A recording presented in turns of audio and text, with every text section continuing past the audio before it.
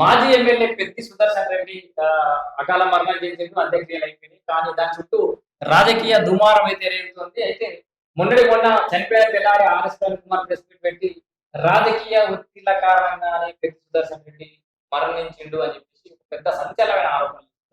So ఈ చావు చుట్టూ శవరాజకీయాలు చేస్తుంది బీఆర్ఎస్ పార్టీ అని కాంగ్రెస్ ఉన్నట్టు కొంతమంది అంటున్నటువంటి పరిస్థితి. మరి ఈ బీఆర్ఎస్ యొక్క తీరును ఎట్లా విశ్లేషిస్తారు? కాంగ్రెస్ యొక్క తీరును ఎట్లా విశ్లేషిస్తారు? మనతో పాటు క్రాంతి అంబేద్కర్ అందుబాటులో ఉన్నాడు. క్రాంతి, సో ఏం చెప్తావు ఈ అంశం మీద?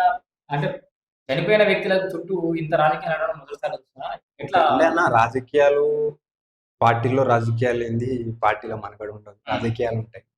పెద్ది సుదర్శన్ రెడ్డి గారి మరణం మాత్రం ఈ సమాజానికి, తెలంగాణ సమాజానికి ఒక తీరని లోటు. యావత్ తెలుగు సమాజం మొత్తం స్పందించింది. ఎందుకంటే ఉద్యమ సమయంలో ఆయన కన్ను కోల్పోయిండు. ఒకటే కన్ను కనిపిస్తుంది. చాలా ఉద్యమాలు చేసి తెలంగాణ కోసం కొట్లాడిండు. కేసీఆర్ పక్కనే ఉండి అది చేసిండు. తన జీవితాన్ని పార్టీ కోసం త్యాగం చేసిండు.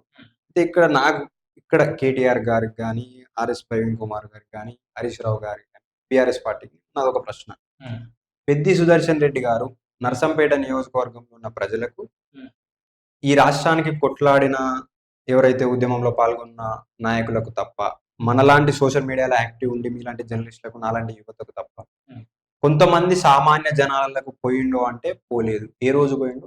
చనిపోయినాక మాత్రమే ఆయన పేరు పోయింది. పెద్ది సుదర్శన్ రెడ్డి ఒక పెద్ద దిక్కు బీఆర్ఎస్ పార్టీకి, ఒక కేసీఆర్ కూడా పెద్ద దిక్కు అని. మరి ఎందుకో గెలవంగానే ఇంత పెద్ద దిక్కును మంత్రి చేయకపోతే? రాజకీయాలు మాట్లాడంటే మేము కూడా మాట్లాడగలుగుతాం. ఈ రోజు ఆర్ఎస్ ప్రవీణ్ కుమార్ గారికి నేను విజ్ఞప్తి చేస్తున్నా, వాళ్ళ ట్రాప్ లో పడకండి. పడ్డారు ఆల్రెడీ. ఇట్లాంటి మీరు మాట్లాడితే, మీరు ఒక ఉన్నతమైన చదువులు చదివి ఈ దేశంలో ఎంతో మంది యువతకు మీరు స్ఫూర్తి, నాలాంటి వాళ్ళకు కూడా, ఈవెన్ మీలాంటి వాళ్ళకు కూడా ఎంతో మందిని ఎవరెస్ట్ శిఖరాలు ఎక్కించిండు. ఎంతో మందికి మంచి చదువును అందించిండు. చదువు యొక్క గొప్పతనాన్ని చెప్పిండు సమాజం కోసం. మీ మీద మంచి గౌరవం ఉంది సార్. బట్ ఇట్లాంటి రాజకీయ మూర్ఖుల వల్ల మీరు పోతే మిమ్మల్ని కూడా అదే కోణంలో చూడాల్సి వస్తుంది. అంటే మనిషి బతుకున్నప్పుడు హైప్ చేయలేదు, అవకాశం ఇవ్వలేదు అంట. ఇప్పుడు వీళ్ళకి అవకాశం కావాలి కదా. అదే నర్సంపేటలో మళ్ళా బీఆర్ఎస్ పార్టీ గెలవన్నాయి, వీళ్ళు అధికారంలోకి రావన్నాయి, మళ్ళీ దోసుకోవన్నాయి, ఇవన్నీ ఉంటాయి కదా. మరి అంత ముందుకు ఎందుకు చర్చలకు రాలే ఇవన్నీ? కేటీఆర్ గారు అంటారు మాకు వచ్చి చెప్పిర్రు, అది చెప్పినప్పుడు ఎందుకో స్పందించి కూర్చొని ప్రెస్ మీట్ పెట్టకపోతే, కూర్చొని ప్రెస్ మీట్ పెట్టలేదు. ఇబ్బంది నేను కూడా అంటున్నా. ఇప్పుడు నాకు వచ్చిన సమాచారం ప్రకారం వరంగల్లో రీసెంట్ గా, ఉమ్మడి వరంగల్ అనుకుంటా, కేసీఆర్ సభ పెట్టిండు కదా.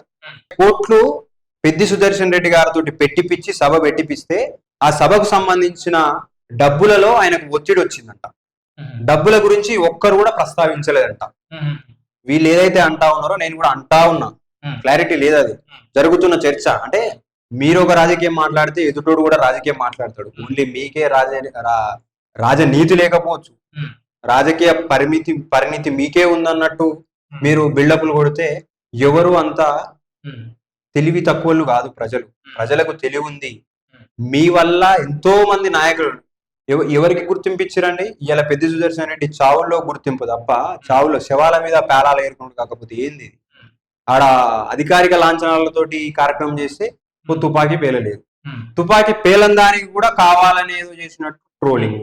ఇదా గన్ను తయారు చేసి ముఖ్యమంత్రి ఇచ్చిండే. సరే, తప్పు జరుగుతుంది, ఏ వ్యవస్థలోనైనా తప్పులనే జరుగుతాయి, వాటిని సరిదిద్దుకోవాలా.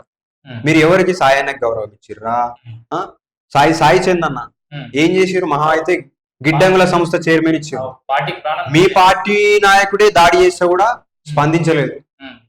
మీకోసమే గొంతు పాడి పాడి పాడి ఆ పాట ఆపాలను అని డాక్టర్లు చెప్పినా కూడా ఈ సమాజం కోసం కొట్లాడాలి, ఈ గొంతు నా గొంతు ఉంటేనే నా ప్రాణానికి, నా గుండెకు, నా గొంతుకు సంబంధం ఉంటుందని చెప్పి మీకోసమే పాటలు పాడి, సత్యదాకా పాటలు పాడి చచ్చిపోయింది కదా.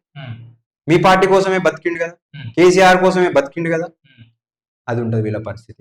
అంటే రాజకీయం చేయాలనుకుంటే రాజకీయం చేయండి, బట్ ఈ శవాల మీద పేలాలు ఏరితే ఇంకా భవిష్యత్తు ఉండదు. ఆల్రెడీ తుంగలోకి దొక్కి ప్రజలు ఇంకా తొక్కుతారు, ఇంకా కనుమరుగు లేకుండా పోతారు.